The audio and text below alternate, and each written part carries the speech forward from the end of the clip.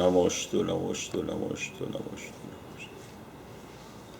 नमो लोये शौत्रिकाळवर्ती अर्हन्ताणं नमो लोये शौत्रिकाळवर्ती सिदाणं नमो लोये शौत्रिकाळवर्ती आयर्याणं नमो लोये शौत्रिकाळवर्ती उज्जयाणं नमो लोये शौत्रिकाळवर्ती शवशावणम् ओंकार बिंदु संयुक्तम नित्यम ध्यायन्ति योगिनः कामदम मोक्षदम चैव ओंकाराय नमो नमः मंगलम भगवान वीरो मंगलम गौतमो गणी मंगलम कुंदकुंदार्यो जैन धर्मोस्तु मंगलम सर्वमंगल मांगल्यम सर्वकल्याणकारकम प्रधानम सर्वधर्माणम जैनम जयतु शासनम नमः शमैशाराय स्वानुभूत्या चकाशते चिस्वभावाय भावाय सर्वभावांतरच्छिदे एगो में शासदो अप्पा ज्ञान दर्शन लखणो शेषा में बाहिरा भावा शवे संयोग लखणा मारो सुशाश्वत एक दर्शन ज्ञान लक्षण जीव छे बाकी बधा संयोग लक्षण भाव मुझથી બાહ્ય છે હું એક શુદ્ધ સદારૂપી જ્ઞાન દર્શન મય ખરે કંઈ અન્ય તે મારું જરી પરમાણુ માત્ર નથી અરે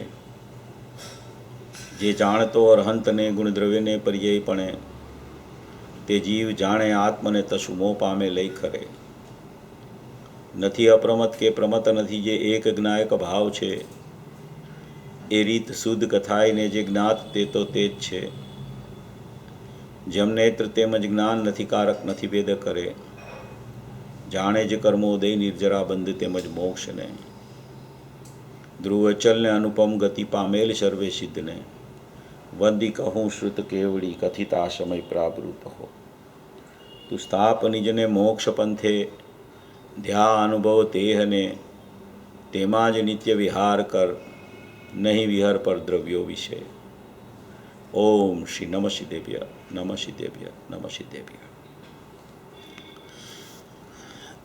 10 लक्षण पर्व का आज चौथा उत्तम सत्य धर्म दिन है।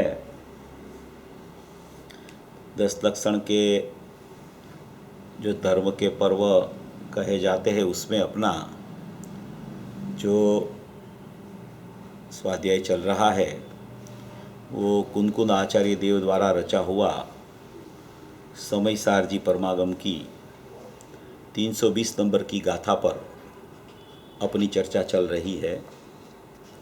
320वीं गाथा जो जयसेन आचार्य देव ने तात्पर्य वृत्ति टीका में लिखी है उसकी चर्चा अपन कर रहे हैं।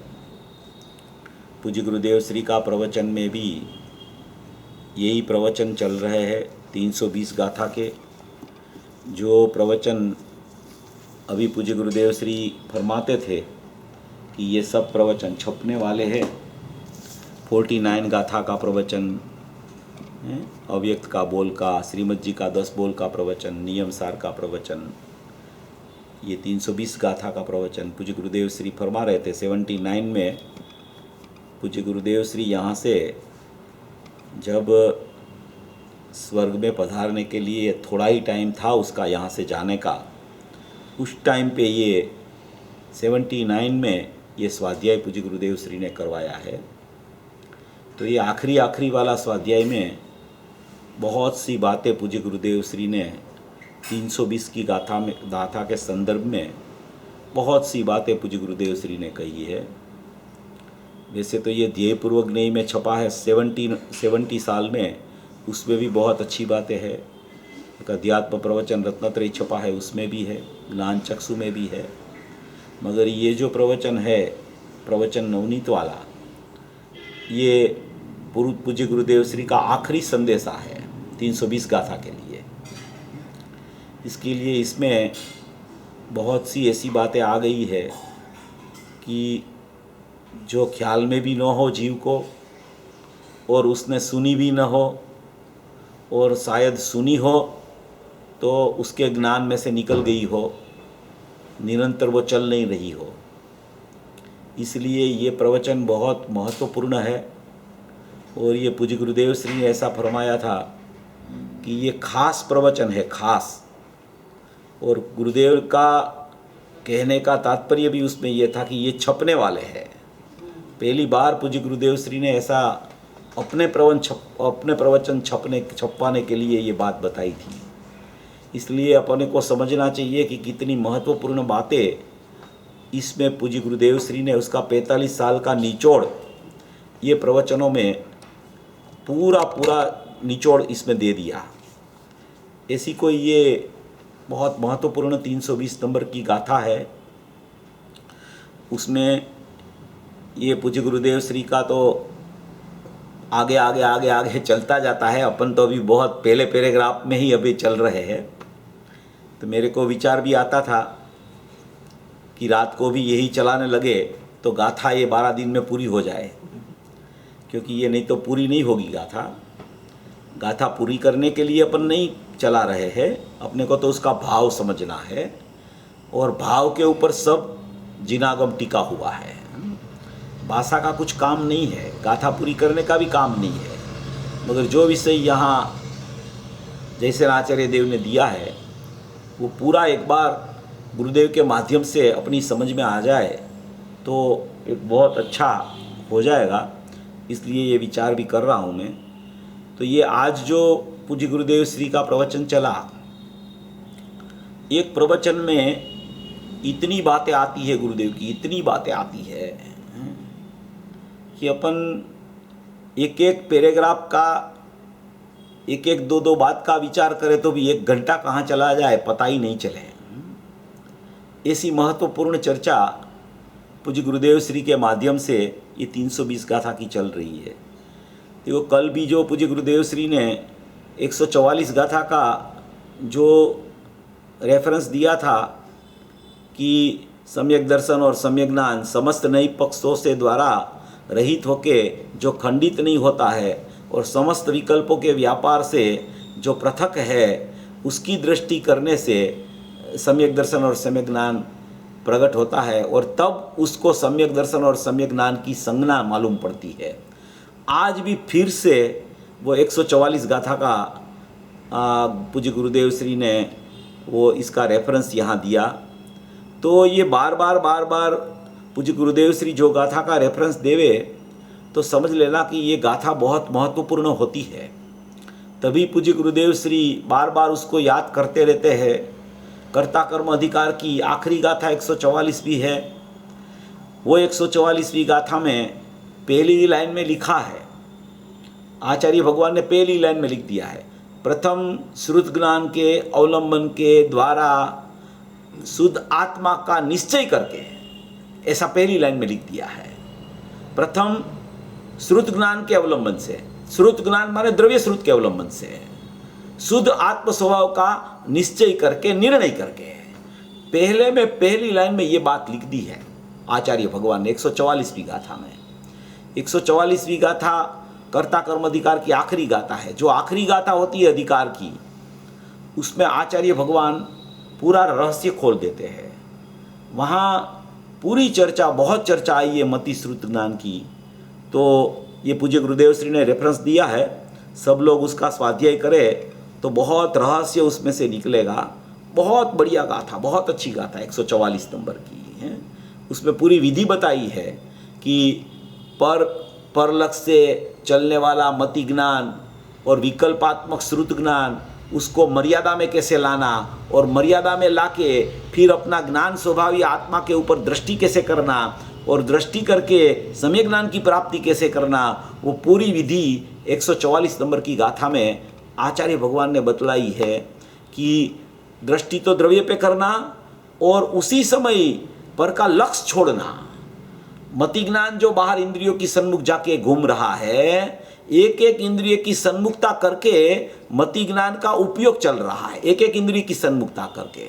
तो वो मति ज्ञान को मर्यादा में लाओ और वो मति ज्ञान के साथ में जो श्रुत ज्ञान में विकल्प चलते हैं उसको भी मर्यादा में लाके अपना ज्ञान स्वभावी भगवान आत्मा की सन्मुख अपने दृष्टि और ज्ञान को करके जो जीव उसके ऊपर अहम करके ज्ञान में ज्ञेय बना के ज्ञायक को परिणमन करता है, उसको सचमुच में सम्यक दर्शन और सम्यक ज्ञान की प्राप्ति होती है। ये बात 144वीं गाथा की आज पूज्य गुरुदेव श्री ने आज फिर से, कल भी रेफरेंस दिया था, आज भी दिया।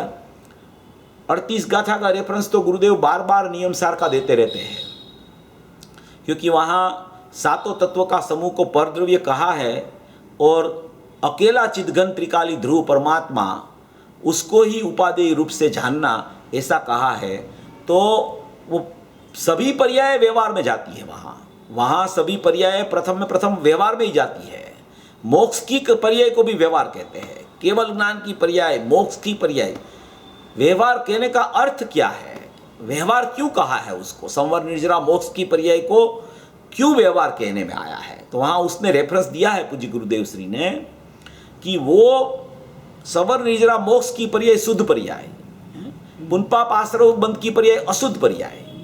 वो शुद्धाशुद्ध पर्याय कोई पर्याय त्रिकाली द्रव्य में नहीं है। सातों तत्वों का समूह पर द्रव्य होने से वो उपादेय नहीं है, ऐसा कहा वहाँ। तो उसको हे क्यों कहा, उसको व्यवहार क्यों कहा, उसका लॉजिक दिया है पूज्य गुरुदेव श्री ने वो प्रवचनों में कि भाई संवर निर्जरा मोक्ष शुद्ध पर्याय है, उसमें से नई शुद्ध पर्याय प्रकट नहीं होती, एक पर्याय में से दूसरी पर्याय प्रकट नहीं होती, इसलिए उसको पर द्रव्य कहने में आया है। यहाँ एक न्याय ये दिया है, ये सबसे पहला न्याय है और ये वास्तविक न्याय है कि संवर निर्जरा मोक्ष की पर्याय को पर द्रव्य कहा, हे कहा, पर स्वभाव कहा।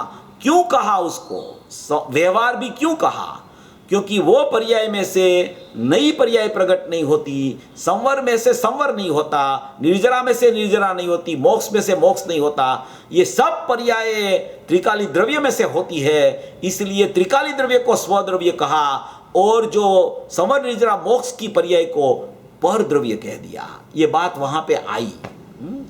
दूसरी बात यह है कि जितना नया प्रकट होता है, संवर निर्जरा मोक्ष नया प्रकट होता है, समयवर्ती है सब, पुनपाप आश्रव बंध भी नया नया प्रकट होता है, समयवर्ती है। वो समयवर्ती पर्याय होने से उसको भी सचमुच व्यवहार कहने में आता है। त्रिकाली द्रव्य त्रिकालवर्ती है और पर्याय समयवर्ती है, इसलिए उसको व्यवहार कहने में आता है। और दूसरी बात ये वहां कहने में आई है कि उसका लक्ष्य करने से, पर्याय का लक्ष्य करने से तुझे आत्मदर्शन नहीं होगा, नई पर्याय प्रकट नहीं होगी। पर्याय में से पर्याय नहीं आती, इसलिए परद्रव्य कहा। पर्याय का लक्ष्य करने से शुद्ध पर्याय प्रकट नहीं होती, इसलिए परद्रव्य कहा। और समयवर्ती पर्याय होने के लिए उसको परद्रव्य कहा। और त्रिकाली द्रव्य को माने कि उपादेयभूत तत्व को स्वद्रव्य कहा। और नियम सार की 50वीं गाथा में तो वहां तक की बात आचार्य भगवान ने कर दी। ये बातें सब लक्ष्य में आनी चाहिए। त्रिकाली द्रव्य के तरफ अपने को लक्ष्य करना है, वही मैं हूँ, वही शुद्ध तत्व में हूँ, वही ज्ञायक तत्व में हूँ, वही परिपूर्ण तत्व में हूँ, वही अनादि अनंत तत्व में हूँ, त्रिकाल तत्व में हूँ, एक तत्व में हूँ।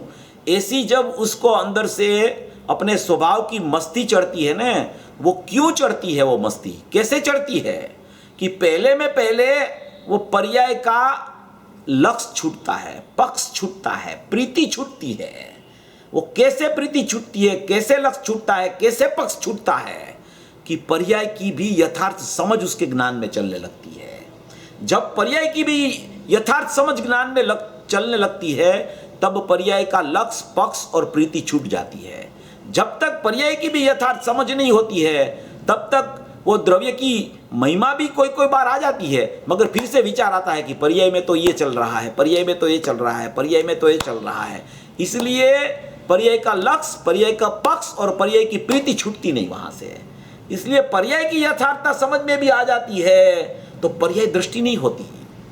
द्रव्य का लक्ष्य से, द्रव्य को समझने से तो वो उपयोग सीधा द्रव्य की तरफ ही चला जाता है, इसलिए पर्याय दृष्टि होने का प्रश्न ही नहीं है। मगर जब तक वहां नहीं जाता तब तक समझना कि पर्याय की समझ में भी कुछ कचास है। पर्याय को यथार्थ नहीं समझा, इसलिए पर्याय की दृष्टि होती है। पर्याय को यथार्थ समझ लेता है, उसको पर्याय की दृष्टि नहीं होती, द्रव्य की दृष्टि होती है। तो 50वीं गाथा में तो कोई अनमोल बात कह दी है, अमूल्य बात। कभी अपने को विचार में न आवे ऐसी बात पूज्य गुरुदेव श्री ने वहां 50वीं गाथा में फरमाई। वहां एक तो पर्याय को परद्रव्य कहा, हेय कहा और पर स्वभाव कह दिया। क्या क्या? परद्रव्य, हेय और पर स्वभाव कहा। तो वहां पर्याय को परद्रव्य कहा, तो वहां स्वद्रव्य किसको कहा? तो कि स्वद्रव्य ज्ञायक को नहीं कहा। वहां समझना जरा, बहुत मार्मिक बात है 50वीं गाथा में। ये विषय बहुत समझने लायक है। पूज्य गुरुदेव श्री ने वहां ये फरमाया कि पर्याय तो परद्रव्य है, पर्याय तो है, पर्याय तो पर स्वभाव है। तो क्या स्वद्रव्य क्या है? स्वद्रव्य कौन है? तो क्या त्रिकाली द्रव्य स्व है, वो कारण परमात्मा है। तो क्या नहीं नहीं नहीं नहीं नहीं, ऐसा नहीं। जिसका निषेध किया जाता है पर्याय का, उसको परद्रव्य कहा, उसको हेय कहा, उसको पर स्वभाव कहा। तो उसके सामने क्या है? वो स्वद्रव्य होता है। तो क्या वो गुणों को स्वद्रव्य कहा। वहां जो जिसकी पर्याय है उसको परद्रव्य कहा, तो वो जिसकी पर्याय है गुणों की, उसको स्वद्रव्य कहा। वहां स्वद्रव्य गुणों को कहा, परद्रव्य पर्यायों को कहा। तो पर्याय को परद्रव्य कह के गुणों को स्वद्रव्य कह दिया। तो कि भाई इसमें तो कोई अनुभूति तो नहीं होती। अभी गुण का लक्ष्य करेगा तो अनुभूति थोड़ी होती है, वो तो भेद हो गया। एक एक गुण की एक एक पर्याय प्रति समय होती है। पर्याय को परद्रव्य पर स्वभाव है कह दिया, मगर गुणों को तो अभी स्वद्रव्य कहते हैं। तो वो स्वद्रव्य का लक्ष्य करने से थोड़ी अनुभूति होगी। वो गुणों में थोड़ी जाना है अपने को तो त्रिकाली द्रव्य देखना है। तो कि वो गुणों को स्वद्रव्य कहने का प्रयोजन यह है कि पर्याय को परद्रव्य कहा, इसलिए गुण को स्वद्रव्य कहा है। क्योंकि पर्याय किसकी है? तो कि गुण की है। तो कि गुण की पर्याय होने से पर्याय को परद्रव्य कहा, इसलिए गुण को स्वद्रव्य कह दिया। तो बोले कि त्रिकाली द्रव्य किसको कहे? तो कि स्वद्रव्य है, जो गुण स्वद्रव्य है, उसका आधार कौन है? तो कि गुणों का आधार त्रिकाली द्रव्य है। तो कि वो त्रिकाली द्रव्य है, वो मैं हूं, वो परमात्मा में हूं, वो ध्रुव तत्व में हूं, वो शाश्वत तत्व में हूं, वो परम परिणामिक भाव लक्षण वाला तत्व में हूं, वो ज्ञायक तत्व में हूं, वो मैं भूतार्थ स्वाभाविक अपरिणामी तत्व वो मैं हूं। ऐसा वहां बताया है। पर्याय को परद्रव्य, गुणों को स्वद्रव्य, गुणों का आधार को परमात्मा तत्व बोला। ऐसी ऐसी बहुत सी बातें शास्त्रों में भरी है। मगर नियमसार जो ग्रंथ है ना, नियमसार ग्रंथ सचमुच में दृष्टि प्रधान होने पर भी दृष्टिपूर्वक चारित्र प्रधान ग्रंथ है। दृष्टिपूर्वक चारित्र प्रधान ग्रंथ क्यों कहा जाता है? कि वहां तो मुनिराज की श्रेणी चढ़ने की भावना के लिए कुंद कुंद आचार्य देव ने वो शास्त्र लिखा है। इसलिए उसमें पर्याय की ऐसी परद्रव्य वाली, पर स्वभाव वाली, सातों तत्वों का समूह परद्रव्य वाली बातें नियमसार में आई, ऐसी कहीं नहीं आई है। क्यों आई उस नियमसार में ये बातें? क्योंकि वहां वो कुंद आचार्य देव ने उसकी उत्तर अवस्था में लिखा, और उत्तर अवस्था में उसको माने कि संयम रूप चारित्र तो 7वें 6ठे गुण स्थान में था, मगर उसको यथाख्यात चारित्र कैसे हो जाए, इसके लिए सभी का निषेध करके अकेला परम परिणामिक भाव त्रिकाली द्रव्य की भावना के लिए उसने वो ग्रंथ की रचना की। इसलिए वो नियम सार, वो जिसको ये गुणस्थानों की परिपाटी ऐसी चलती है, उसको आगे बढ़ने की गुणस्थानों की परिपाटी के लिए नियम सार की रचना की गई है। तो ये सब चीज़ें ऐसी ऐसी पूज्य गुरुदेव श्री अपने को बताते हैं। देखो, सबसे पहले ही आज बताया था एक बात, मैं आपको आज ही वो कह देता हूँ, अपना विषय आएगा तब तो चलेगा, मगर ये बहुत महत्वपूर्ण बात है। बहुत माने कि बहुत महत्वपूर्ण बात है। वैसे तो योग्यता की बात है, इसमें कोई वो नहीं है, पर्यायगत योग्यता की बात है, मगर बहुत महत्वपूर्ण बात है। देखो, शुरू प्रवचन हुआ शुरू तो पूज्य गुरुदेव श्री ने बताया, ऐसा होता है ना कि गुरुदेव श्री का प्रवचन सुनने में अगर 2-4-5 मिनट भी चली जाए ना, 2-4-5 मिनट देरी से अपन आवे ना गुरुदेव का प्रवचन सुनने के लिए, बहुत लोग सुनने के लिए देरी से आते हैं। तो ये सचमुच में विवेक नहीं है गुरुदेव को सुनने का।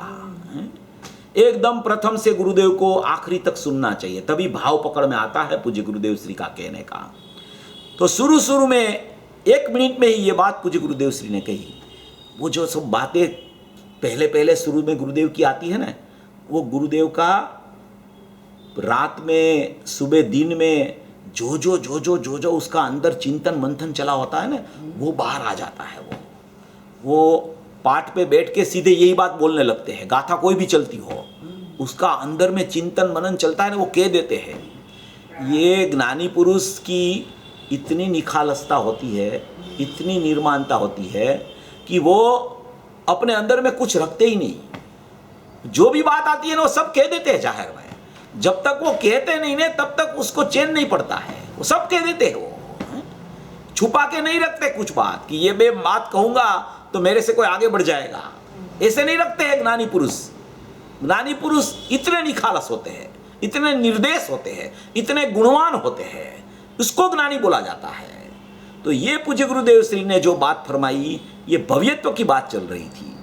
उसमें एक बात बहुत महत्वपूर्ण फरमाई कि भव्यत्व में कि मोक्ष होने लायक जीव, इसे भव्यत्व कहते हैं। भले वह निगोद में हो, क्या भले वह निगोद में हो, मगर मोक्ष होने लायक जीव को भव्यत्व कहते हैं, भले वो निगोद में हो। अच्छा, वो तो ठीक है, निगोद में तो भवी जीव बहुत पड़े हैं, वो तो बहुत समझ में आ जाती है बात। मगर दूसरी बात की कि कभी वहां से निकलने वाला भी नहीं है। जो जीव निगोद में है और निगोद में से कभी निकलने वाला भी नहीं है, तो उसको भव्यत्व संज्ञा कैसे लागू पड़े? अपन तो ऐसा समझते हैं ना कि भव्यत्व तो मोक्ष होने की योग्यता हो, मोक्ष जाने वाला जीव हो, उसको भव्यत्व कहते हैं, और मोक्ष नहीं जाता है उसको अभव्यत्व कहते हैं। समझ में तो यही है सबकी। तो यहाँ ये कैसे कहते हैं? ये विचार करना चाहिए। ये विचार का, चिंतन का, मंथन का मार्ग है। मैंने कल बोला था रात को, शोधक वृत्ति का मार्ग है। शोधक वृत्ति चलनी चाहिए। तो ये क्या कहना चाहते हैं कि निगोद में हो, वो निगोद में निकलने वाला भी नहीं है, फिर भी उसको भव्यत्व भाव कहने में आता है। तो भव्यत्व भाव तो जो मोक्ष होता है उसको भव्यत्व भाव कहे जाते हैं, और मोक्ष नहीं होता उसको अभव्यत्व भाव कहे जाते हैं। तो कि ऐसा नहीं है, समझो, ऐसा नहीं है। वो बात बराबर है कि मोक्ष जाने वाले को भव्यत्व कहते हैं, मोक्ष नहीं जाने वाले को अभव्यत्व कहते हैं, मगर वो निगोद में से कभी निकलने ही वाला नहीं है, तो अभवी में और उसमें भवी में फर्क क्या रहा? वो निकलेगा ही नहीं कभी, तो क्या फर्क रहा दोनों में? तो कि बहुत बड़ा फर्क है, बहुत बड़ा फर्क है। देखो, ये प्रकरण योग्यता का चल रहा है, योग्यता का प्रकरण चल रहा है। क्या योग्यता किसे कहते हैं? भव्यत्व की, वो निगोद में पड़ा है वो जीव, उसमें भी भव्यत्व शक्ति पड़ी है, पर्याय में पर्यायगत शक्ति है। वो पर्यायगत शक्ति की योग्यता पड़ी है उसमें। अभी वो योग्यता पड़ी है, और अभव्यत्व जीव है, उसमें वो योग्यता नहीं है। अभी वो योग्यता है, वो भी ठीक है। भव्यत्व जीव की योग्यता है, अभव्यत्व जीव की योग्यता नहीं है। तो भव्यत्व जीव की योग्यता है, तो उसका मतलब ये है कि मोक्ष होना चाहिए उसका, वो निगोद में से बाहर निकलना चाहिए। तो कि ऐसा नहीं है, योग्यता होने पर भी उसका, देखो यहां एक बहुत मार्मिक प्रकरण है। योग्यता होने पर भी, योग्यता तो है, मोक्ष जाने की योग्यता है, जीव निगोद में है। पूज्य गुरुदेव श्री ने बहुत बार फरमाया है कि निगोद में से निकलकर एक भव कर कर कोई जीव सीधा मोक्ष में चला जाता है। तो तू तो बाहर निकल के आया, यहां तक आ गया, सच्चे देव शास्त्र गुरु मिले, ये तीर्थंकर की दिव्य ध्वनि वत देशना हमारे मुख से खिरी, वो तेरे कान में पड़ गई, तू समझने लगा, सुनने लगा, समझने लगा, पुरुषार्थ करने लगा, चिंतन करने लगा, निर्णय की भूमिका तक आ गया और प्रयोग में चढ़ने वाला है अभी। तो ये जितने जितने विषय आते हैं ना, वो ज्ञान में बराबर बैठना चाहिए, क्योंकि भव्यत्व की योग्यता तो है, मगर बाहर नहीं निकलेगा तो योग्यता प्रकट तो नहीं होगी। तो कि क्यों बाहर नहीं निकलेगा वो निगोद में से? तो कि वहां पुरुषार्थ की कमी है उसकी। उसको योग्यता होने पर भी पुरुषार्थ ऐसा नहीं चलता कि योग्यता प्रकट हो जाए, इसलिए वो निगोद में से बाहर नहीं निकलता। और अभव्य तो जीव में तो योग्यता ही नहीं है, इसलिए प्रश्न नहीं होता। तो योग्यता होने पर भी पुरुषार्थ की बहुत जरूरत है। योग्यता तो है मगर पुरुषार्थ नहीं है, वहां पुरुषार्थ नहीं है तो योग्यता वाला जीव बाहर नहीं निकलता है, ऐसा यहां कहना चाहते हैं। ये पुरुषार्थ जो है ना, वो समय समय पर पुरुषार्थ चलना चाहिए, समझने का, सुनने का, विचार करने का, प्रयोग करने का, त्रिकाली द्रव्य क्या है उस पर अहम करने का, ये सब पुरुषार्थ निरंतर चलना चाहिए। आत्मार्थी को ऐसा पुरुषार्थ निरंतर चले, तब उसको भाव भाषण पूर्वक त्रिकाली द्रव्य में अहम होके श्रद्धा ज्ञान चारित्राणी मोक्ष मार्ग प्रकट होता है। तो ये बहुत समझने लायक बात है। ये जब जब चलता है ना ये प्रकरण, तो प्रश्न भी मेरे पास आते हैं कि ये कैसे कहते हैं गुरुदेव। तो यहाँ पुरुषार्थ की मुख्यता की बात है, इसमें पुरुषार्थ होना चाहिए। उसका पुरुषार्थ नहीं है इसलिए वो वहां से निकल नहीं सकता है। अरे तू तो बाहर आ गया, मनुष्य गति में आ गया है, सच्चे देव शास्त्र गुरु मिल गए, कितना गुरुदेव का 45 साल का उपदेश मिल गया, और अभी भी तुझे ऐसा नहीं हो रहा है कि मेरी योग्यता है और मैं तो बाहर निकल गया पुरुषार्थ करके, तो अभी मैं नायक भाव में ऐसे जम जाऊं, ऐसे जम जाऊं, ऐसे जम जाऊं कि वहां से मैं, माने कि वहां से मैं निकलूं ही नहीं। जो गुरुदेव दृष्टांत देते थे आज कि वो चंदन गो होती है ना, चंदन गो, वो चोर होता है, वो चोर 10वां 15 माले पे चढ़ना हो तो चंदन गो को भीत पे ऐसे चिटका देता है, और चिटका देता है और वो ऊपर चढ़ जाता है, नीचे उतर जाता है। उसको कितना भी परिश्रम होवे तो भी वो दीवार से अपनी जो दीवार पे वो चिटक गई है, वो दीवार को छोड़ती नहीं है। वो दीवार को क्यों नहीं छोड़ती है? इतना श्रद्धा का बल जीव का अंदर से पुरुषार्थ पूर्वक होना चाहिए कि मैं एक नायक चैतन्य परमात्मा ध्रुव परमात्मा हूं। ऐसी श्रद्धा जम जानी चाहिए कि कितना भी बार में प्रतिकूलता आवे, कितना भी परिश्रम आवे, कुछ भी हो जाए, मगर श्रद्धा जो चिपकी वो उखड़ने वाली नहीं है। ऐसा श्रद्धा का बल जब आता है जीव को, तब उसको शुद्धात्मा नायक स्वभाव दृष्टि में आता है। ऐसा बल आना चाहिए, मजबूताई होनी चाहिए उसमें, हैं? ऐसे भी है, ऐसे भी है, ऐसे भी है, ऐसे भी है, ऐसा नहीं है कुछ। समझने के लिए सब विषय होते हैं। जब समझ में बैठा हो, जब जीव सब समझ करनी चाहिए, मगर जब प्रयोग करके अहम करने के लिए पुरुषार्थ कर रहा हो, तब तो मैं अकेला नायक परमात्मा हूं, अकेला ध्रुव परमात्मा हूं, अकेला चैतन्य स्वभावी भगवान आत्मा हूं, यही चलना चाहिए। उसके अलावा कुछ नहीं चलना चाहिए। समझ के टाइम में समझ होती रहती है और अंदर पुरुषार्थ के टाइम में वो अहम का पुरुषार्थ चलता रहता है। ऐसी ऐसी बहुत सी चर्चा पूज्य गुरुदेव श्री तो एक प्रवचन में इतनी कर देते हैं। वो बोले ने, वो प्रकरण आया तो हुकमचंद जी साहब थे उसमें, उसने प्रश्न किया कि ये कौन सी पर्याय है? तो बोले ये अद्धर पर्याय है। क्या बोले गुरुदेव? अद्धर पर्याय। अद्धर पर्याय का मतलब क्या मालूम है? अद्धर पर्याय किसको बोलते हैं? गुरुदेव बहुत बार फरमाते हैं ये अद्धर पर्याय है। अद्धर पर्याय माने मतलब क्या? अद्धर पर्याय किसको बोलते हैं? क्यों गुरुदेव अद्धर पर्याय कह देते हैं? तो कि वो अद्धर पर्याय ऐसी है कि किसका आधार ही नहीं, उसको किसी के आधार के बिना प्रकट होवे, उसको अद्धर पर्याय बोली जाती है। वो अद्धर पर्याय है। ये सब निर्णय लेना चाहिए उसको, ऐसा निर्णय होना चाहिए। वो निर्णय पुरुषार्थ से होता है, और पुरुषार्थ माने यथार्थ समझ का नाम पुरुषार्थ है। यथार्थ समझ पूर्वक जब निर्णय आता है, वो निर्णय वाला जीव, निर्णय क्या बोला जाता है कि वो निर्णय ऐसा होता है कि वो निर्णय सचमुच में, जिसको ऐसा निर्णय स्वभाव का आता है, द्रव्य गुण पर्याय का वास्तविक निर्णय आ जाता है, यथार्थ निर्णय आ जाता है, वो जीव को, वो बात को बार बार फिर से विचार न करना पड़े, उसको सचमुच में निर्णय वाला जीव कहा जाता है। एक बात सुन के फिर विचार करना पड़े, फिर सुने फिर विचार करें, फिर सुने फिर विचार करें। जब 320 बीघा था सुने, तब यही बात का विचार उसको नया नया आते ही रहे, तो उसको निर्णय नहीं हुआ। अभी निर्णय वाला जीव को बार बार सुनना भी नहीं पड़ता, बार बार सोचना भी नहीं पड़ता, बार बार उसकी भूमिका बनानी भी नहीं पड़ती, उसको निर्णय बोला जाता है। और यथार्थ समझ करके ऐसा निर्णय होना चाहिए, स्वभाव का निर्णय, अपनी वस्तु का निर्णय, अपना ज्ञायक भाव का निर्णय, अपनी परिपूर्ण वस्तु, अपना चैतन्य स्वभाव का निर्णय।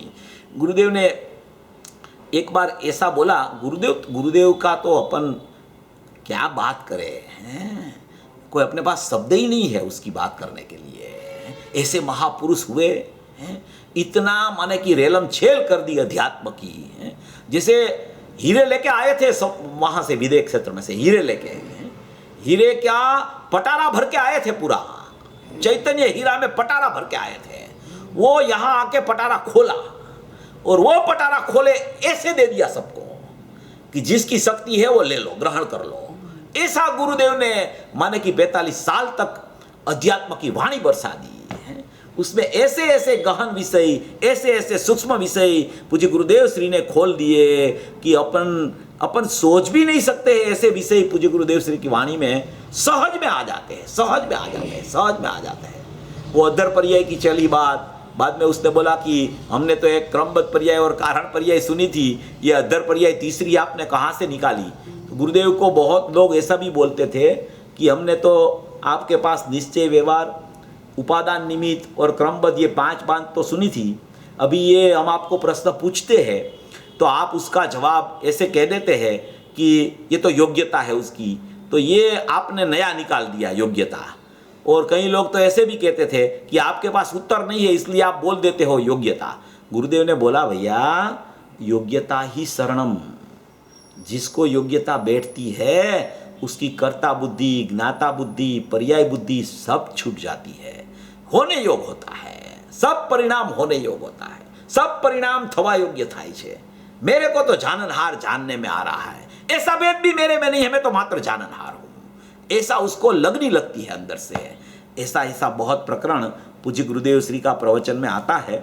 ये अभी अपन गाथा चालू कर रहे हैं, गाथा तो अपनी आगे आगे बढ़ती रह जाएगी, मगर ये प्रकरण कोई न कोई गुरुदेव का इतना बहुत महत्वपूर्ण आता है, इसलिए अपन उसको थोड़ी थोड़ी चर्चा में अपन ले लेते हैं, क्योंकि ये भी बहुत ज़रूरी है, चर्चा बहुत ज़रूरी है ये, क्योंकि ये करना चाहिए चर्चा।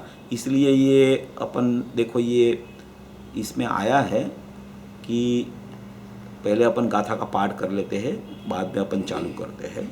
अपन ने वो पहला पैराग्राफ तो देख लिया था। पहला पैराग्राफ में जो आखिरी में वो सकाम निर्जरा, अकाम निर्जरा, सविपाक निर्जरा, अविपाक निर्जरा वाली चर्चा अपनी चल रही थी, तो उसको अपन थोड़ा देख लेते हैं। ज्यों नेत्र त्यों ही ज्ञान नहीं, कारक नहीं वेद कहो, जाने ही कर्मो दय नीरजरा, बंध त्यों ही मोक्ष को। कर्मोदय की निर्जरा को भी जानता है, बंध को भी जानता है, मोक्ष को भी जानता है। क्या कहना चाहते हैं ये देखो, मूल गाथा में ये लिख दिया है। ये मूल गाथा हर एक प्रवचन के पहले पढ़ने में भी एक बहुत ज़रूरी बात है, क्योंकि पता चले कि ये कौन सी गाथा में कौन सा विषय चल रहा है, गाथा का मर्म क्या है, इसके लिए गाथा रोज पढ़ी जाती है। तो यहाँ कहते हैं कि इसी अकर्तृत्व भोक्तृत्व भाव को विशेष रूप से दृढ़ करते हैं। वो पैराग्राफ अपन पहला पैराग्राफ में पहुँचे थे कि मात्र दृष्टि ही नहीं, ऐसा आया था कि वैसे शुद्ध ज्ञान भी अथवा अभेद से शुद्ध ज्ञान परिणत जीव भी स्वयं शुद्ध उपादान रूप से अन्य द्रव्यों को न करता है और न वेदता है, माने अनुभवता है। अथवा दूसरा पाठ यह है कि दिट्ठी घयम पीणाणम, इसका व्याख्यान मात्र दृष्टि ही नहीं परंतु क्षायिक ज्ञान भी निश्चय से कर्मों का अकारक एवं अवेदक है। ऐसा होता हुआ शुद्ध ज्ञान परिणत जीव क्या करता है, तो कि शुद्ध ज्ञान परिणत जीव मात्र जानता है, तो कि जानता है वो किसको जानता है, तो कि बंधमोक्ष को जानता है, मात्र बंधमोक्ष को नहीं, शुभ अशुभ रूप कर्मोदय को तथा सविपाक अविपाक और सकाम अकाम से होने वाली 2 प्रकार की निर्जरा को भी वो शुद्ध ज्ञान परिणत जीव है, वो जानता है शुद्ध ज्ञान परिणत जीव इसको ऐसा क्यों कहा जाता है कि वो उसका कर्ता नहीं है, इसलिए उसको जानता है। ऐसी बात यहाँ आचार्य भगवान ने रखी है। सचमुच में तो जाननहार को जानते जानते वो ज्ञान को जानता है, तब उसको पता चलता है कि कौन सा बंध चल रहा है, कौन सा मोक्ष मार्ग चल रहा है, कब मोक्ष होने वाला है, कब बंध का अभाव होकर मोक्ष हो जाएगा। ये शुभ अशुभ रूप कर्मों के उदय से शुभ अशुभ रूप परिणाम में जो बहिर्लक्षी भाव चल रहे हैं, शुभ भाव भी चल रहे हैं ज्ञानी को, और कोई बार अशुभ भाव भी ज्ञानी को चलते रहते हैं चतुर्गुण स्थान में। तो ये शुभ अशुभ कर्मोदय को तथा सविपाक अविपाक और सकाम अकाम रूप होने वाली दो प्रकार की निजरा को भी जानता है। मात्र यहाँ ये गाथा में जानना सिद्ध करना है, जाननहार है और जानने की क्रिया प्रति समय ज्ञान में हो रही है, ऐसा यहाँ शुद्ध ज्ञान परिणत जीव की बात चल रही है। शुद्ध ज्ञान परिणत कैसे हुआ वो बात अपनी हो गई कि दृष्टि का विषय में दृष्टि को स्थाप के ज्ञान में उसको ज्ञेय बना के और लीनता करके वो ज्ञायक भाव में अहम करके वो शुद्ध ज्ञान परिणत जीव हो गया। अभी शुद्ध ज्ञान परिणत जीव की चर्चा चल रही है कि शुद्ध ज्ञान परिणत जीव हुआ, उसकी पर्याय नायक से अभेद होकर परिणम गई, तो वो शुद्ध ज्ञान परिणत जीव हुआ। वो शुद्ध ज्ञान परिणत जीव करता क्या है, तो कि बंध मोक्ष को जानता है, बंध मोक्ष के परिणाम को जानता है, बंध का कारण और मोक्ष का कारण को जानता है, शुभ अशुभ भाव को जानता है, और शुभ अशुभ भाव का निमित्त कर्म का उदय है, वहाँ सविपाक अविपाक निर्जरा भी होती है, उसको भी जानता है, सकाम अकाम निर्जरा को भी जानता है। तो ये सविपाक निर्जरा का क्या अर्थ है और अविपाक निर्जरा का क्या अर्थ है? तो सविपाक निर्जरा किसको बोलते हैं कि कोई कर्म का उदय आने वाला, कर्म का उदय आवे तो एक गति चल रही हो और दूसरी गति का उदय आवे, तो एक गति जब तक चल रही है तब तक दूसरी गति का उदय आके वो स्वयं खीर जाता है, उसको सविपाक निर्जरा बोली जाती है। जिसको जो अधिक गति का उदय उसकी कर्म की सत्ता में पड़ा है, उतनी गति का उदय वहां आता है, और मनुष्य गति का उदय है और वो उदय खीर गया तो उसको सविपाक निर्जरा होती है। वो स्वयं संचालित निर्जरा है, उसमें कोई पुरुषार्थ नहीं होता है, वो स्वयं कर्म अकर्म रूप परिणम जाते हैं। वो गति का उदय आते हैं, विपाक होता है, वो विपाक उसके स्वतंत्रता से ही वो चला जाता है, उसको सविपाक निर्जरा बोलते हैं। और अविपाक निर्जरा जो है वो अविपाक निर्जरा है, उसमें पुरुषार्थ की मुख्यता है, माने कि कर्म का अनुदय से होता है। ये सविपाक और अविपाक कर्म से है, सकाम और अकाम वो पुरुषार्थ से है।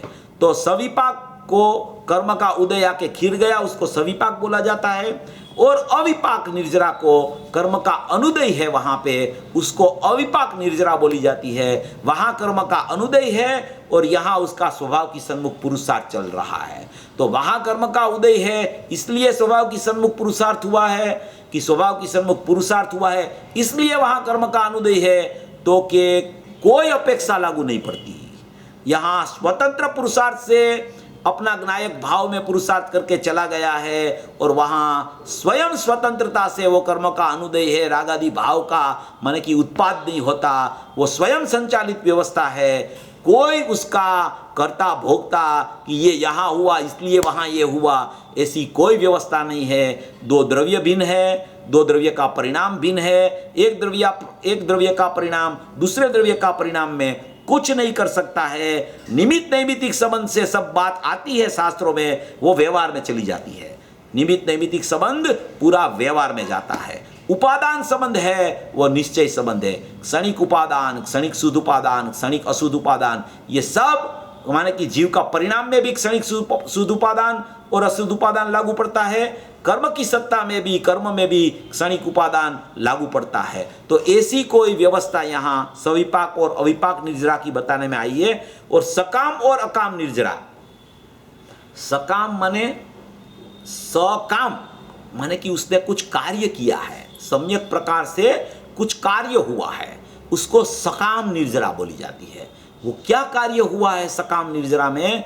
देखो, ये अविपाक निर्जरा और सकाम निर्जरा दोनों एक अर्थ होता है उसका, और सविपाक निर्जरा और अकाम निर्जरा दोनों को एक अर्थ होता है।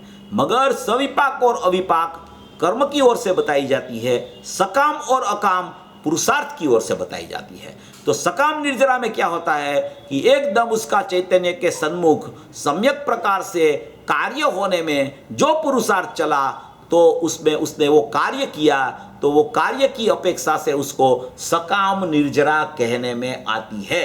तो उसने कुछ कार्य किया है जो पूर्व पर्याय में नहीं था, वो वर्तमान पर्याय में वो कार्य हो गया। तो द्रव्य की सन्मुख होके मैं ही ये चैतन्य परमात्मा हूँ, ऐसा उसका पुरुषार्थ चलने लगा, तो उसको सकाम निर्जरा बोली जाती है। ये सकाम निर्जरा ज्ञानी को होती है, अविपाक निर्जरा भी ज्ञानी को होती है, सविपाक निर्जरा अज्ञानी को भी होती है, और अकाम निर्जरा अज्ञानी को भी होती है। जो अज्ञानी को होती है वो तो ज्ञानी को होती ही है, मगर ये जो अविपाक और सकाम निर्जरा है वो मात्र ज्ञानी को ही होती है। तो यहाँ क्या कहते हैं कि एक सकाम निर्जरा की बात हुई और एक अकाम निर्जरा। अकाम निर्जरा माने क्या कि वो सहज में होती है निर्जरा, उसमें उसका कोई पुरुषार्थ नहीं होता है। जैसे सविपाक निर्जरा में गति की चर्चा आई, ऐसे अकाम निर्जरा में ऐसी चर्चा आती है, पूज्य गुरुदेव श्री भी लेते हैं कि कोई जीव है, वो अपना कोई कार्य में व्यस्त है, और कार्य में व्यस्त होने पर भी उसको कोई दूसरा कार्य के लिए कोई बुलाने के लिए आया। पूज्य गुरुदेव श्री दृष्टांत देते हैं कि कपड़े की दुकान है, उसमें कोई जीव बैठा है और उसका लड़का उसको बुलाने आया कि चलो पिताजी भोजन के लिए। तो वो बोलते हैं कि नहीं नहीं, आज तो भोजन करने का, अभी भोजन नहीं करना है, 2 घंटे 3 घंटे बाद करेंगे। अभी भोजन का भाव, इच्छा तो है भोजन करने की, मगर इच्छा होने पर भी उसके पास समय का अभाव के कारण वो वहाँ जाता नहीं है। तो उसको जो निर्जरा होती है उसको अकाम निर्जरा बोली जाती है, क्योंकि उसमें कुछ कार्य नहीं किया उसने। उसमें कोई सकाम अकाम निर्जरा में कोई स्वभाव सन्मुख वाली चर्चा नहीं है, मगर सहज में ही ऐसा कोई परिणमन हो जाता है। कोई ज्ञानी होता है और कोई ज्ञानी को भोजन करने के लिए बैठता हो, भोजन करने के लिए थाली परोस दी गई हो, और वो भोजन करने के लिए बैठे और कोई समाचार दुखद आ जाए, कोई दुखद समाचार आ जाए, तो वो खड़ा हो जाता है ज्ञानी, वो भोजन नहीं लेता। ज्ञानी की ऐसी तो स्थिति होती है, उसका व्यवहार भी निश्चय के अनुरूप होता है, उसको अकाम निर्जरा कहने में आती है। तो ये सविपाक निर्जरा, अविपाक निर्जरा, सकाम निर्जरा, अकाम निर्जरा, बंध परिणाम, मोक्ष परिणाम, बंध का कारण, मोक्ष का कारण, मोक्ष मार्ग, बंध मार्ग और मोक्ष सबको शुद्ध ज्ञान परिणत जीव अपने में रहकर जानता है। वो उसका लक्ष्य करके नहीं जानता है, अपने ज्ञान में रहकर अपना ज्ञायक की दृष्टि पूर्वक जो उसकी परिणति चल रही है, उसमें से जो उपयोग बाहर आया, वो उपयोग में उत्पाद भी चल रहा है ज्ञान का, वो ज्ञान में वो शुद्ध ज्ञान परिणत है जीव। वो ज्ञान में, ज्ञान को जानते हुए उसको पता चलता है कि ऐसी कोई मेरी पर्यायों में ऐसी सकाम अकाम निर्जरा, सविपाक अविपाक निर्जरा, बंध का कारण बंध, मोक्ष का कारण मोक्ष, ऐसा परिणमन मोक्ष का होने वाला है, बंध का और मोक्ष मार्ग का परिणमन चल रहा है। ऐसा ज्ञानी को, शुद्ध ज्ञान परिणत जीव को चलता रहता है, उसको शुद्ध ज्ञान परिणत जीव कहा जाता है। वो दूर रह के मात्र जानता है, जैसे चक्षु दूर रह के सब देखती रहती है, कुछ करती नहीं है, ऐसे भी बंध का अभाव करने का कार्य शुद्ध ज्ञान परिणत जीव का नहीं है। मोक्ष का प्रकट करने का कार्य शुद्ध ज्ञान परिणत जीव का नहीं है। उसका जानने का कार्य है कि वो जानता है कि बंध का अभाव हो गया, जानता है कि मोक्ष प्रकट हो गया। मोक्ष को भी जानता है, मोक्ष को करता नहीं है। और सचमुच में तो मोक्ष स्वरूपी भगवान आत्मा है, वो मोक्ष तो भगवान का नहीं होता, वो तो पर्याय का मोक्ष होता है। मोक्ष स्वरूपी तो भगवान आत्मा अनादि अनंत है। वो श्रीमद् राजचंद्र जी ने लिखा है कि दिगंबर आचार्यों ने ऐसा कहा है कि जीव का मोक्ष नहीं होता है, मोक्ष समझा जाता है, जीव का मोक्ष नहीं होता। ऐसा श्रीमद् राजचंद्र जी ने कोटेशन दिया है, गुरुदेव भी बहुत फरमाते हैं वो चीज़। तो ये यहाँ शुद्ध ज्ञान परिणत जीव की ऐसी स्थिति हो जाती है कि वो जब एक बार शुद्ध ज्ञान परिणत जीव हुआ, जानना जानना जानना जानना जानना जानना जानना, वो भी विकल्पात्मक दशा में आता है। तब वहाँ स्वपर का भेद करके जानने की प्रवृत्ति चलती है। निर्विकल्प दशा में तो अकेला ज्ञायक का जानना ही चलता रहता है। जब सदुपयोग आता है तो ज्ञायक का ही जानना चलता रहता है। वो बाहर विकल्प में आया तो विकल्पात्मक अवस्था होती है, तो वो ज्ञान ज्ञायक से च्युत हुआ। वो च्युत हुआ तो वो ज्ञान में स्वपर प्रकाशक शक्ति होने के कारण स्व और पर दोनों का ज्ञान प्रति समय होता रहता है। वो ज्ञान को जानते ही उसको पता चलता है कि मेरा ज्ञायक ऐसा है और बाहर में ऐसी स्थिति मेरे परिणाम में भी अभी विभाव रूप भी चल रही है और वो विभाव का नाश होके स्वभाव रूप मोक्ष भी अभी होने वाला है। ऐसा जानना उसका स्वभाव है। कुछ करना स्वभाव नहीं है, बंध को टालना स्वभाव नहीं है, मोक्ष को प्रकट करना वो स्वभाव नहीं है, मात्र जाननहार है। मोक्ष हुआ वो भी जानता है, वो जानता है। मोक्ष हुआ वो जानता है, तो मोक्ष तो माने कि निर्वाण हो गया। वो भाव मोक्ष तो केवल ज्ञान में होता है, तो वो तो वहाँ ज्ञान प्रकट हुआ है। तो जानता क्या है, वो कैसे जानता है, तो कि यहाँ जो उपयोग है वो उपयोग में, वो मोक्ष हुआ पर्याय में, वो उपयोग में जानने में आता है कि ये पर्याय का मोक्ष हो गया। वो जानने वाला जाननहार में रहता है और मोक्ष होता रहता है, पर्यायों का उत्पाद व्यय होता रहता है। ऐसा जानना जीव को, शुद्ध ज्ञान परिणत जीव को चल रहा है। ऐसी कोई स्थिति यहाँ शुद्ध ज्ञान परिणत जीव की चर्चा बताई। अभी दूसरा पैराग्राफ शुरू हो रहा है। बहुत अच्छी गाथा है। इतना स्पष्टीकरण पूज्य गुरुदेव श्री ने किया है कि अपन एक एक भाव, एक एक शब्द का एक एक विचार करते रहे न, तो इतना स्पष्टीकरण है गुरुदेव का, इतना स्पष्टीकरण है कि भाव भाषण हुए बिना रहे ही नहीं। ये गाथा जो समझे यथार्थ रूप से ज्ञान में बराबर अवधार के, तो उसको भाव भाषण आत्मा का हुए बिना कभी नहीं रहता। ऐसी कोई ये महत्वपूर्ण, बहुत अद्भुत गाथा है। देखो अभी दूसरा पैराग्राफ पे क्या कह रहे हैं। दूसरा पैराग्राफ बता रहे हैं, सर्वविशुद्ध पारिणामिक। क्या कहते हैं? सर्वविशुद्ध पारिणामिक, परम भाव ग्राहक, शुद्ध उपादान भूत। ये सर्वविशुद्ध पारिणामिक, परम भाव ग्राहक, शुद्ध उपादान भूत, ये सब त्रिकाली द्रव्य के विशेषण दिए। सब त्रिकाली द्रव्य, सर्वविशुद्ध भी त्रिकाली द्रव्य है, पारिणाम भी त्रिकाली द्रव्य कहा, और परम भाव ग्राहक शुद्ध उपादान भूत वो भी ग्राहक, वो भी माने कि त्रिकाली द्रव्य की चर्चा है। शुद्ध द्रव्यार्थिक नहीं आती है, वो पर्याय की चर्चा है। तो ये क्या कहना चाहते हैं कि सर्वविशुद्ध है आत्मा। आत्मा कैसा है? सर्व प्रकार से विशुद्ध है, कोई प्रकार से उसमें अशुद्धि नहीं है, वो सर्व प्रकार से विशुद्ध है।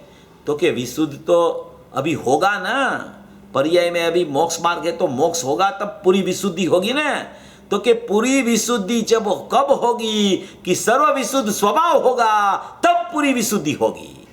पूरा स्वभाव अपने में है, वो सर्व विशुद्ध है, वो सर्व विशुद्ध पारिणामिक भाव रूप है। वो पूरा स्वभाव तुझे ख्याल में आएगा, तब वो सर्व विशुद्धता पर्याय में प्रकट होगी। ऐसा एक सर्व विशुद्ध पारिणामिक भाव है, वो सर्व विशुद्ध है, कोई प्रकार से अशुद्धता उसमें हुई नहीं। द्रव्य में, क्षेत्र में, काल में, भाव में, पूरी त्रिकालता में द्रव्य क्षेत्र काल भाव से अखंडित रहता हुआ कभी भी अशुद्धता का प्रवेश नहीं हुआ, कभी भी अल्पज्ञानता का प्रवेश नहीं हुआ, कभी भी उसमें कोई माने कि अपूर्णता नहीं है, अशुद्धता नहीं है, अल्पज्ञता नहीं है। वो तो शक्ति का संग्रहालय है, अनंत गुणों का गोदाम है और सचमुच में स्वभाव का सागर है। ऐसा परम परिणामिक भाव रूप त्रिकाली द्रव्य वही सचमुच में मैं हूँ, ऐसा मेरा स्वरूप है, ऐसा मेरा सर्वविशुद्ध पारिणामिक भाव है। वो सर्वविशुद्ध पारिणामिक भाव वो कैसा है और वो कैसे ख्याल में आता है?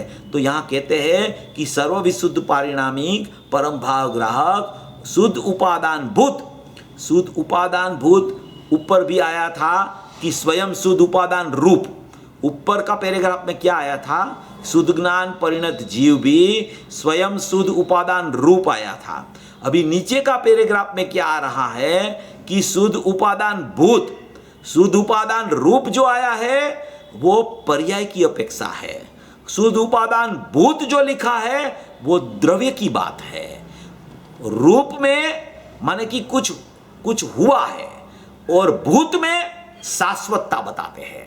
रूप में कुछ परिणमन हुआ है, और ये भूत में उसकी शाश्वतता बताते हैं। तो यहां जो शुद्ध उपादान भूत बताते हैं वो त्रिकाली द्रव्य का विशेषण है। त्रिकाली द्रव्य कैसा है कि शुद्ध है, और कैसा है उपादान तो कि त्रिकाली उपादान है, और कैसा है शुद्ध उपादान भूत है तो कि वो स्वयं सिद्ध है, वो शाश्वत है, वो परिपूर्ण है। शुद्ध उपादान भूत है, और शुद्ध उपादान भूत ख्याल में आता है तब वो परिणमन शुद्ध उपादान रूप हो जाता है।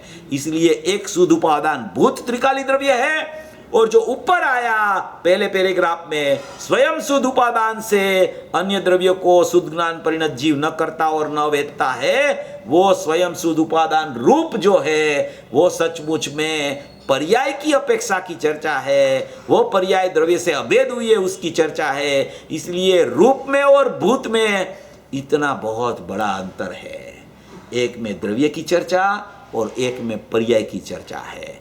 ये देखो ज्ञानी पुरुष जो होते हैं ना, वो कोई भी चर्चा उठाते हैं ना, तो कोई भी चर्चा में उसका शब्द में भी फर्क नहीं आता।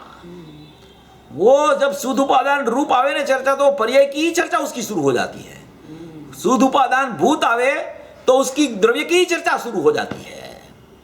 शुद्ध उपादान भूत शुद्ध द्रव्यार्थिक नहीं से, तो ये शुद्ध द्रव्यार्थिक नहीं से शुद्ध उपादान भूत कहा, तो शुद्ध द्रव्यार्थिक नहीं है वो पर्याय का विशेषण है, शुद्ध उपादान भूत है वो द्रव्य का विशेषण है। ये सुनने वाले को मैं कहता हूं कि ये गाथा मूल गाथा सामने रखना, तो ये पता चलेगा ये गाथा में आचार्य भगवान क्या कहना चाहते हैं। इसमें बताना है तो एक अकेला अपना शुद्धात्मा, बताना है तो अपना परिपूर्ण स्वभाव, बताना है तो ज्ञायक भाव, मगर वो ज्ञायक भाव के इतने विशेषण आचार्य भगवान दे रहे हैं कि वो विशेषण है ना, वो सचमुच आत्मा नहीं है। उसको क्या कहते हैं? शुद्ध उपादान भूत कहते हैं, अभेद कहते हैं, त्रिकाल कहते हैं, परिपूर्ण कहते हैं, अखंड कहते हैं, शाश्वत कहते हैं, ध्रुव कहते हैं, नित्य कहते हैं, अविनाशी कहते हैं, कुटस्थ कहते हैं, अपरिणामी कहते हैं। वो सब आत्मा के विशेषण है। वो विशेषण में आत्मा नहीं है। आत्मा वस्तु मात्र है।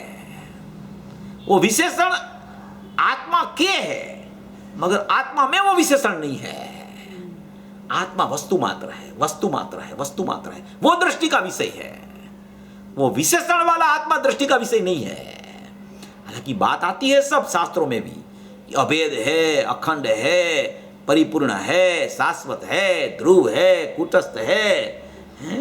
अभेद कह के भेद का निषेध, अखंड कह के खंड का निषेध, एक कह के अनेक का निषेध, ध्रुव कह के उत्पाद व्यय का निषेध। ऐसे वो सब विशेषण है, वो सचमुच में किसी की नास्ति बताने वाली अस्थि है।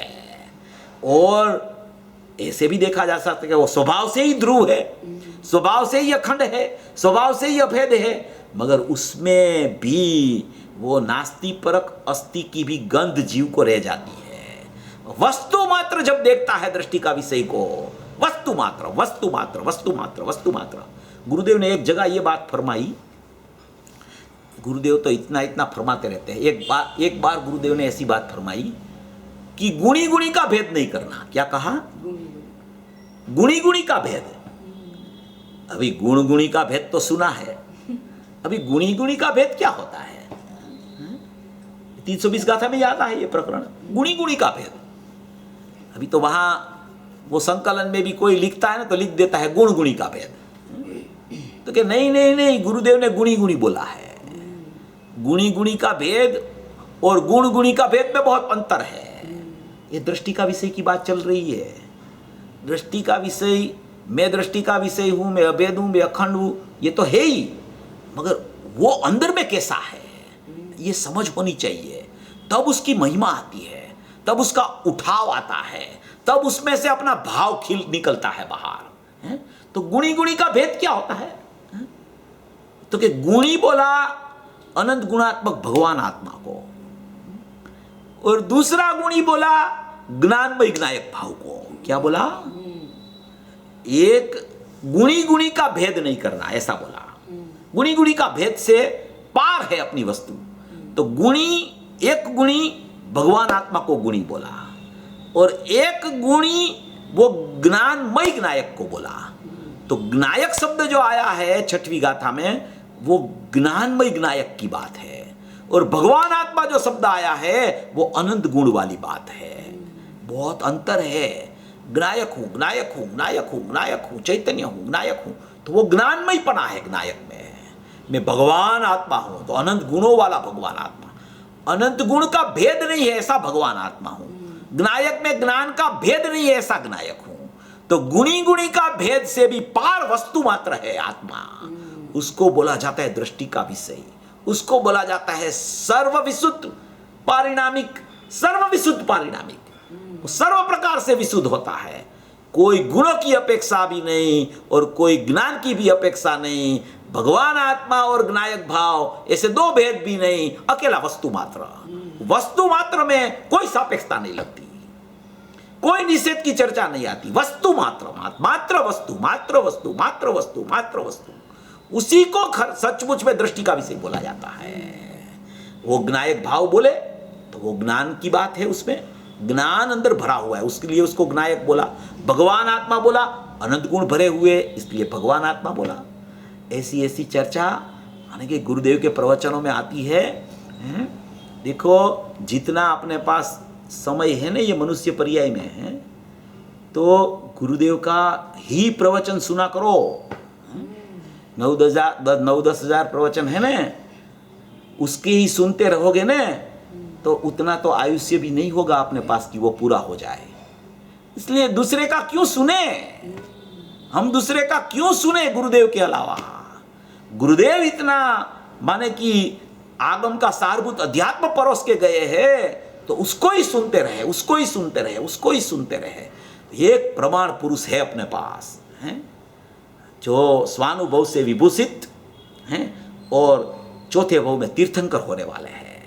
उसकी जो देशना कीर्ति है, ऐसी देशना किसी के पास नहीं है।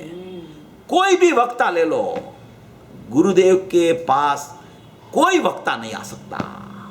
ऐसी गुरुदेव की अंदर से महिमा आनी चाहिए कि मैं सुनूंगा तो पूज्य गुरुदेव श्री को, पढ़ूंगा तो पूज्य गुरुदेव श्री के प्रवचन को। ये सब बातें जो हम लोग कर रहे हैं, मैं करता हूं कि प्रकाश भाई करते हैं कि कोई भी विद्वान करता है, वो सब बातें सचमुच में गुरुदेव में से निकलती है। वो गंगोत्री है, वहां से पूरा प्रवाह चला है।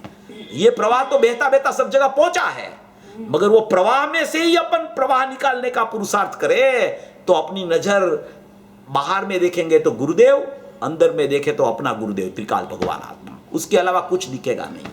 ऐसा स्वरूप समझकर सभी भवी जीव मोक्ष मार्ग में प्रयाण करें। ऐसी मंगल भाव।